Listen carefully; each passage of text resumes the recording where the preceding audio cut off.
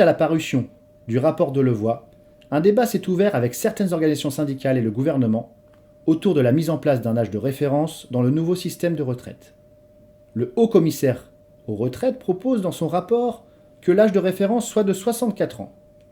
Pour la CGT, l'affichage d'un âge de référence à 64 ans est un contre-feu qui permet de satisfaire les franges réactionnaires, de permettre aux organisations syndicales d'accompagnement de valoriser un éventuel retrait de la mesure. Et nous allons vous démontrer pourquoi avec des exemples fictifs. Exemple 1. Considérons qu'un salarié de la génération 1959 a versé au total 153 000 € de cotisation, dont nous enlevons 3 000 € de frais de gestion du système. Il reste donc 150 000 € à reverser.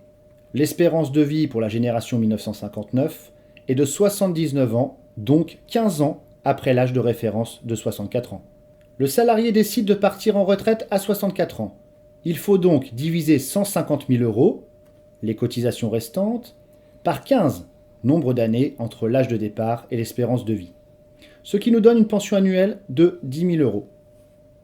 Si maintenant le salarié décide de partir à 63 ans au lieu de 64 ans âge de référence, il faut donc diviser 150 000 € par 16 et non plus par 15, car le salarié a gagné une année d'espérance de vie en partant un an avant l'âge de référence, ce qui lui donnera une pension annuelle de 9 375 €, donc 625 € en moins. La décote est automatique, elle est liée à la formule de calcul. Exemple 2. Considérons qu'un salarié de la génération 1965 a versé 153 000 € de cotisation dont nous enlevons 3 000 € de frais de gestion du système. Il reste donc 150 000 € à reverser. L'espérance de vie pour la génération 1965 est de 81 ans, donc 17 ans après l'âge de référence de 64 ans. Le salarié décide de partir en retraite à 64 ans. Il faut donc diviser 150 000 €, les cotisations restantes, par 17, nombre d'années entre l'âge de départ et l'espérance de vie, ce qui nous donne une pension annuelle de 8 823 €. Plus l'espérance de vie moyenne de la génération augmente, plus le niveau de pension à un âge donné diminue.